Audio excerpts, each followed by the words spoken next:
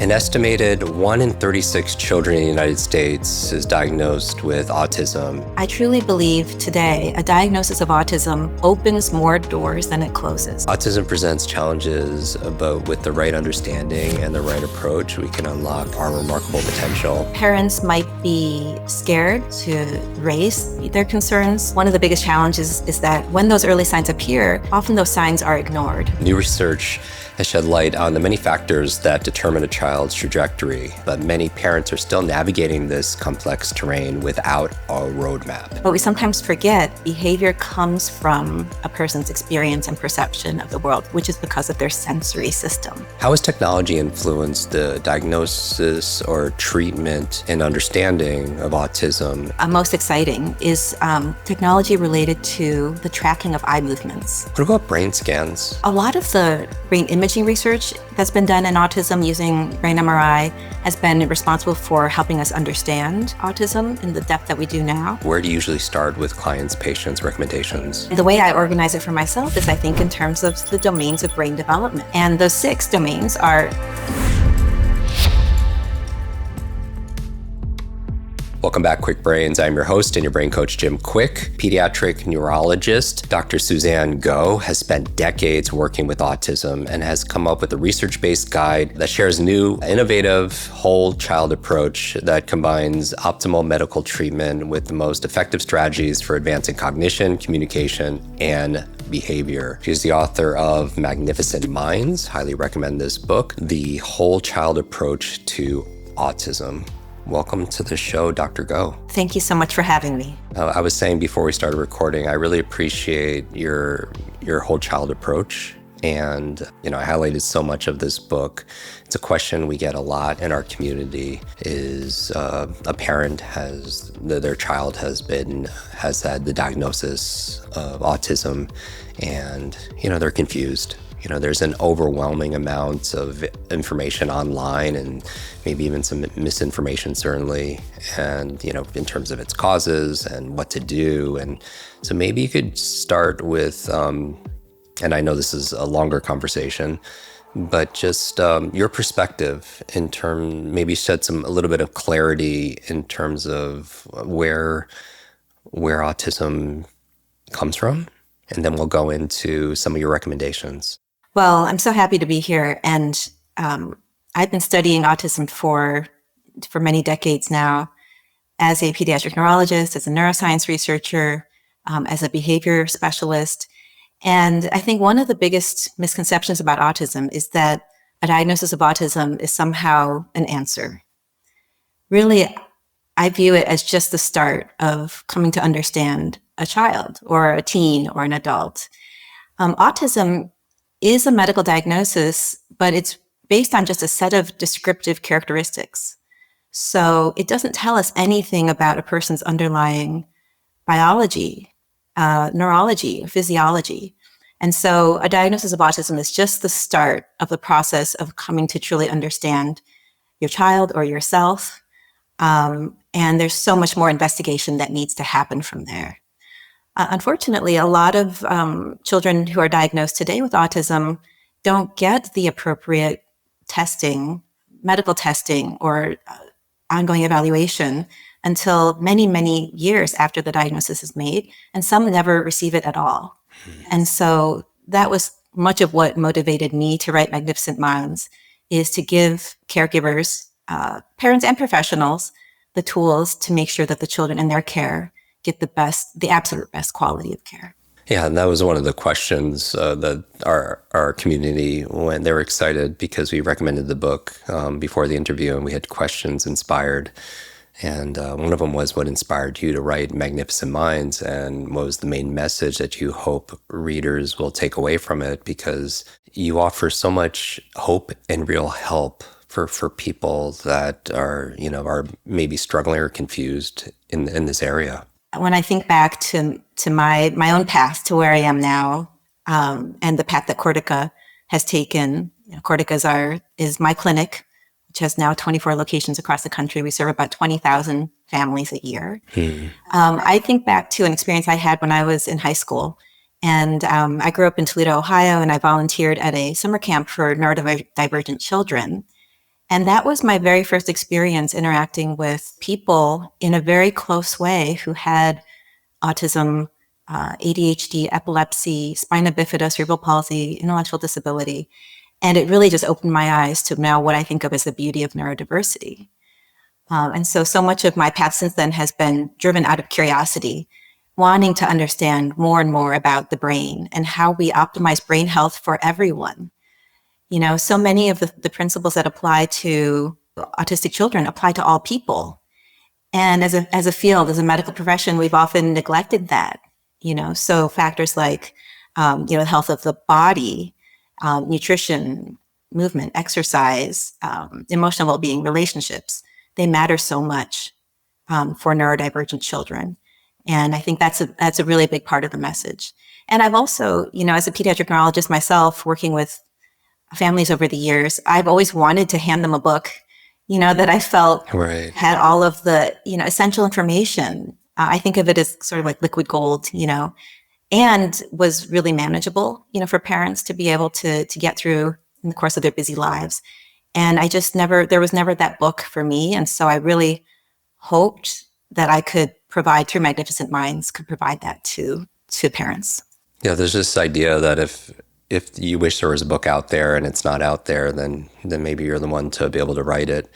And I love how you're inspired. There's so many nuggets in this book. And so where would you like to start in terms of practical strategies that are in the book, because there's so many of them, for parents or educators to support children with this unique cognitive, or maybe they have certain emotional needs? Where do you usually start with clients, patients, recommendations? For me, because I'm so immersed in thinking about the brain and, for me, helping a person to develop new skills, to learn new abilities, that's very much my job and my passion.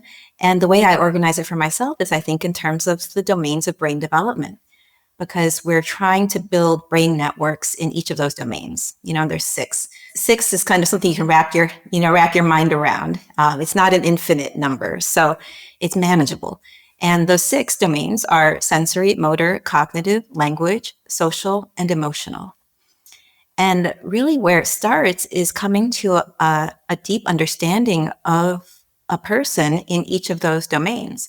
And so really all of us have what I think of as a neurodevelopmental profile. No matter what age we're at, we have ways that we process sensory information from the environment through our senses.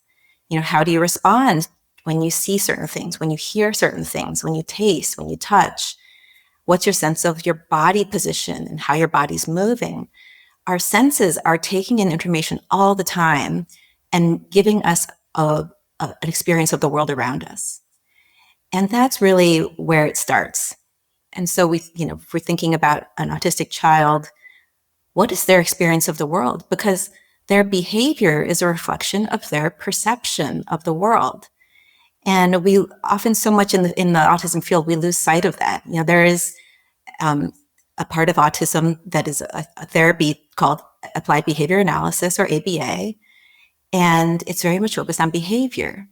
But we sometimes forget behavior comes from a person's experience and perception of the world, which is because of their sensory system. And so that is a great place to start. And then, then we can move on to some of these other domains of development. Motor, or how we move in the world, is another big one. We know that difficulty executing sequences of movements, which is referred to as apraxia or dyspraxia, is extremely common, again, with autism. And so a child can't always move in the way they want to. They may not, and speech, we know, is a very intricate, highly skilled type of movement. To speak requires extremely coordinated, subtle movements of the mouth, tongue, the lips, the palate. And so children might not speak because they have difficulty moving, but they may have tremendous understanding of the world around them. Yeah. And so when we recognize that, that should then influence how we speak to the children, the cognitive stimulation we offer. And so really for me, if we're thinking about how do we wrap our hands around this, is going really methodically through each of these domains of brain development and coming to a deep and rich understanding of each unique person. Yeah, and I want to reiterate to everyone listening that this podcast, and Dr. Goes is not meant to diagnose or treat anything. Obviously, talk to your health practitioner. Also, check out her clinic. Also, we'll put a link to the website in our show notes, as we always do, at jimkwik.com/notes. I really want to highlight this unique perspective. It's been my experience in the past few decades as well that some of the most, there's this gift I often see that trends through, that it's not how smart someone is, it's really how are they smart. And because when we're talking about autism, experiencing the world and having a different perspective, often it's often the superpower. Sometimes in my experience, I have this shirt on that says believer in abilities, but I love the strength-based approach that you take. Just like anything, with a child, if a parent or a caregiver is, it could be very mental, emotional, financially, stressful.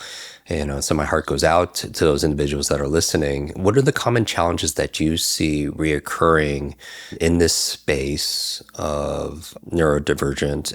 And how does your book address, maybe we could talk about one or two of the most common ones. One very common challenge is that sometimes the early signs of autism are subtle. And we know from research studies now that children, even as young as 6 months, 9 months, 12 months, are very often showing some of these signs. And yet parents might be scared to raise their concerns, bring them to their doctor. They might be questioning themselves. So one of the biggest challenges is that when those early signs appear, which in my view should then lead us to provide the right testing and evaluations and supports, because we know early support makes a big difference. Often those signs are ignored, or there can be some degree of denial and fear. So what I like to tell parents and professionals is that I truly believe today a diagnosis of autism opens more doors than it closes. And so these early signs should be things that prompt parents and prompt pediatricians to get children evaluated. Sometimes we don't know for sure. A diagnosis may not be clear until maybe 2.5, 3 years, sometimes even older. But that doesn't mean there's not a lot we can do. So if a child is showing speech language delays, differences in how their motor system is developing, we can support each of those areas, even if we're not sure yet if autism is present. In the book, you emphasize the mind-body connection in your approach. Maybe you could explain a little bit how physical health impacts cognitive development, and what are the steps that can be taken to advance this connection. I know you take a very whole child approach, so it includes nutrition, your microbiome, sleep is so critically important, physical movement and exercise. Maybe we could just put a spotlight on that. It's so important. And just in a very basic sense, we sometimes forget that the head is connected to the body. And we don't just recognize how important the health of all the other body systems are to brain health. And if you were to ask a doctor, even just 10, 15 years ago, can things like physical exercise and nutrition make a dramatic difference in the development of an autistic child? A lot of doctors would have said no. And now we realize the answer is absolutely yes. And in fact, probably it makes an even bigger difference for somebody, for an autistic individual. And there's so many, the research now is just unequivocal, So things like what we eat, how we move our body, if we're outdoors, what sorts of pollutants or toxins we're exposed to, they influence the body in profound ways. And much of it is through biochemistry, by influencing the body's metabolism. And so an area that has been a part of my research is mitochondrial function. And there's a lot of research now showing that mitochondria are functioning differently in autism, sometimes overfunction of mitochondria, sometimes underfunction. And that if there's a lot we can do to understand the function of mitochondria through different medical tests, and then we can support it through different dietary changes, through nutritional supplements, sometimes through medications. So there's just so much that we can do to enhance physical body health that then translates into better brain health, better cognitive function, and better development. Are you tired of constantly feeling overwhelmed by your never-ending to-do list? Do you struggle to find enough hours in the day to accomplish everything you need? But what if I told you there's a solution that can help you take back control of your time, your focus, your productivity? I'd like to introduce you to Kwik Productivity. This 10-day course is designed to provide you with the proven strategies you need to get more done in less time without burning out. So if you're ready to learn to get the most out of your time, your tasks, and your life, then don't wait any longer. Click the link below to learn more and secure your spot and your access right now. And when you're talking about mitochondria, I mean, it's influenced by genetics, by environmental factors. When we're talking about your clinic and various technologies, how has technology influenced the diagnosis or treatment and understanding of autism? And are there any specific technologies that you find particularly promising? One of the most exciting is technology related to the tracking of eye movements. So one of the things we know is that eye movements are very intricate. It's under the control of our motor system. And we can get a lot of signs about a person through their eye movements. And so there's wonderful research that has come out of the lab of Ami Klin at Emory.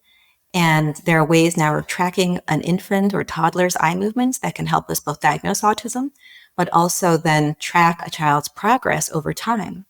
And the thought is that tracking of eye movements and other fine motor movements might be an even better way to track a child's development than looking at behavior. So we might one day be able to replace some of these very intensive sort of behavioral assessments with something more objective, more quantifiable, and more accurate, like measurements of eye movements and other fine movements. What about brain scans? Does that reveal anything? Yeah, so a lot of the brain imaging research that's been done in autism using brain MRI has been responsible for helping us understand autism in the depth that we do now. Clinically, there is a role for brain MRI for many autistic individuals. It's more of a priority for those who had a regression or a loss of developmental skills at some point in their lives. So it's not always very revealing for all people, but for some, it can be a very, very helpful tool. I think part of the reason why brain scans aren't as central to autism care at the moment is because of limitations in our technology. So we're just a little bit limited as far as how much we can see through a brain scan, but the technology is also advancing. And so it's very promising, especially the use of more functional rather than just structural types of imaging. And then even in treatment, transcranial magnetic stim, or I don't know if there's promising treatments or supportive technologies. There is, for sure. So the use of the neuromodulation in the form of either magnetic stimulation to the brain or electrical stimulation to the brain or other parts of the nervous system is a very, very promising area of therapeutics also for autism. The one that we use most often in my clinic is a type of electrical stimulation that actually helps to balance the autonomic nervous system so that, we all have a part of our nervous system that helps to regulate our stress response or the body's fight or flight response. And that's balanced by another branch of the nervous system that helps to put us in a state of relaxation or rest and digest. The parasympathetic. Exactly. So the sympathetic and the parasympathetic. And in autism, there's a lot of research now showing that there is overfunction of the sympathetic branch and underfunction of the parasympathetic. That means that many of these children are functioning in a state of heightened stress, and that makes it harder to pay attention, to learn. And so there are types of electrical stimulation, especially stimulation that reaches the vagus nerve, that can help to rebalance the autonomic nervous system. So that's an approach that we use, and is becoming much more widely available now. A sympathetic kind of fight or flight, I would imagine a lot of listeners could even relate when they're in that state. It's hard to focus or study or do the things that you need to do. Do Exactly. you have a favorite story from your practice, or maybe one that you featured in the book that illustrates and illuminates maybe a key principle, or maybe a success story from Magnificent Minds that's one of your favorites? Yeah. If I could, I'll share two, because they kind of demonstrate what is possible at two different ages for two different, very different, what we call phenotypes or profiles. So one is a 2-year-old boy who I met, who came to me because he had a diagnosis of autism. And we ultimately, as part of the investigation process, found that he had a genetic syndrome, and he also had seizures. And his particular seizures were happening at night. And we never would have known that he was having seizures if we hadn't had done an EEG while he was sleeping. And by detecting his seizures, we were then able to treat and also eventually stop the seizures. And the moment we stopped his seizures, his development began to progress again. And so for me, that was such an important example of why it's important to be looking further, and why this type of medical testing is so essential, and why it's important to do it quickly. Another part of his journey was that because we knew he would be prone to having seizures lifelong, he was able to start a diet called the low glycemic index diet, which we know has a lot of health benefits, including helping to prevent seizures. And because he was on that for many years, he has remained seizure-free. And so he's a young boy who at 2 had autism, but then by the time he was 6 was able to enter a mainstream first grade, and has done extremely well with his development. I'll tell you about another young man. This young man I met when he was 26, so very much at the kind of the opposite end of the age spectrum. He spoke very little, and at the time his parents brought him to me, they were most concerned that they would not be able to keep him at home because of his aggressive and self-injurious behaviors. And their greatest fear was that they would have to put him in a residential facility where he would be over-medicated. And so in working with them, we were able to implement a program that included both dietary changes, so reducing sugar in his diet, increasing protein and fat content, implement an exercise program where he began running and eventually was able to participate in 5K and 10K races. So he became an avid runner. And as he began to run more and more, his aggression and self-injury really dropped until he was no longer having those behaviors. And one of my favorite aspects of working with him was that he loved baseball. And so one of his favorite things was to go see his favorite professional baseball team play. But he hadn't been able to do that for years because of the sensory overload that he experienced when he would go into a ballpark. So he loved it. He wanted to be there. And yet he couldn't handle the lights, the sounds, the unpredictability. But through this gradual process of understanding and supporting him and making changes, also using medications, but in a very careful, selective, and safe way, he was then able to go back and enjoy watching his favorite baseball team play. That's outstanding. So I just got goosebumps, and I call them truth bumps. Yeah. So if people want to find more resources, certainly I recommend the book, Magnificent Minds, that if this conversation resonates with you, you could get it where books are sold. You also are the co-founder and chief medical officer, I believe you said it was Cortica. Yes. And so they are a provider of comprehensive health services for autism, the largest in the U.S.? That's right. Where can people connect with you there? Yeah, so our website has a lot of information about our services. That's corticacare.com. And we have 24 locations across the country, from the West Coast to the East Coast, and a lot of services available online too. And we'll put that website, as we always do, again, and links to the book at jimkwik.com/notes. And again, I highly recommend Magnificent Minds. This is the new whole child approach to autism. And Dr. Goh, I could talk to you for hours on this subject. I want to thank you for your work. It's very inspiring, and I know it's going to help so many of our listeners. Thank you so much, Jim. All right, everybody. I want to thank you for tuning in to this episode.